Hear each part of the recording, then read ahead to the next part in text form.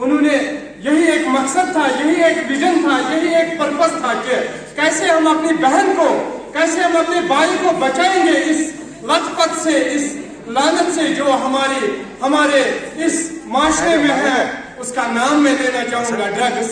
اور میں یہاں پہ اپنے نوجوانوں سے, جو ہمارے کشمیر کے, جو ہمارے جموں کے ہمارے نوجوان اس وقت سن رہے ہیں اس منچ سے, ان کے لیے ایک ضروری پیغام میں دینا چاہوں گا. پیغام یہی ہے کہ جوانوں یاچی دنیا تراون, جوانوں یاچی دنیا تراون, تھاون کچھی پورت پان, جوانوں یاچی دنیا تراون کچھی تھاون پورت پان, نازک پانچھی مستل ساون, نازک پانچھی مستل ساون, تھاون کچھی پورت پان.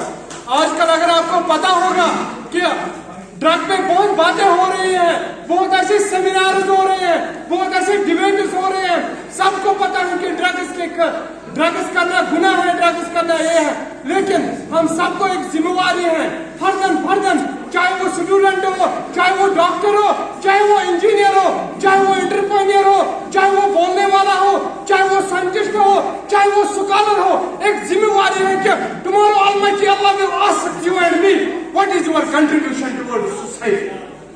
اور آپ کو پتا ہوگا پچھلے کئی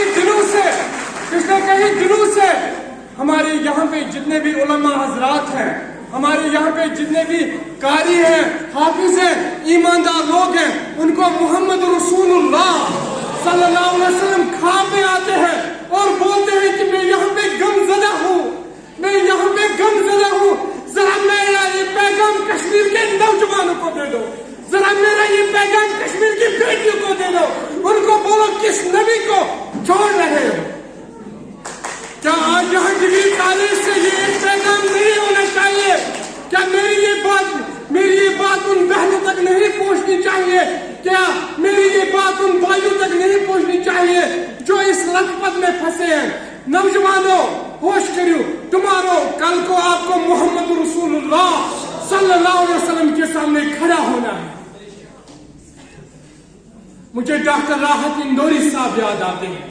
لگے گی آگ آئیں گے گھر کہیں زد میں, جب یہ آگ لگتی ہے آئیں گے گھر کہیں زد میں, وہاں خالی غلام حسن صاحب یا بلال صاحب کا مکان نہیں ہے. یہ جب آگ لگتی ہے یہ ہر کسی گھر کو لپیٹ دیتی ہے. اسی لیے میرا یہ پیغام civil societies, welfare committees, village committees, مولوی حضرات, ائمہ حضرات, مؤذن حضرات, intellectuals, doctors, professors, social workers, جتنے بھی بولنے والے حضرات ہیں ہمارے وشو میں, ہمارے دیش میں, ہم سب کو آگے آنا ہوگا, ہم سب کو مل کے اس پہ کام کرنا ہوگا. اگر آپ چاہتے ہو کہ درد دل کے واسطے پیدا کیا انسان کو, ورنہ اطاعت کے لیے کچھ کم نہ تھے کرو گیا. اب ایک سوال ہوگا یہاں پہ, بلال صاحب ڈگری کالج, ہائر سیکنڈریز, گھروں میں خالی اویئرنیس, ہم آپ ہی کے پاس کیوں آتے ہیں؟ کیونکہ آپ وہ پود ہو جو کل کے انجینئرز مجھے دکھتے ہیں آپ میں, کل کے ڈاکٹرز مجھے آپ میں دکھتے ہیں, کل کے اسکالرز آپ میں مجھے دکھتے ہیں. ایک شخص کا نام لینا چاہوں گا, عظیم پریم جی, جو امیروں میں شمار ہوتے ہیں. اس کو اپنی وائف نے دعوت دے دی, بولا کہ چلو دعوت پہ چلتے ہیں. بات اہم ہے, اس بات کو ختم کرنے کے بعد ہی میں انشاءاللہ تشریف واپس لوں گا. اس کو اپنی وائف نے دعوت دیا, بولا کہ ذرا پلیز خاموش رہو, یہ باتیں مارکیٹ میں نہیں ملتی ہیں, یہ باتیں واٹس ایپ پہ نہیں ملے گی, یہ باتیں یوٹیوب میں نہیں ملے گی, یہ باتیں گوگل میں نہیں ملے گی, یہ باتیں انٹلیکچوئل سے ملتی ہیں جو آپ کے اساتذہ کرام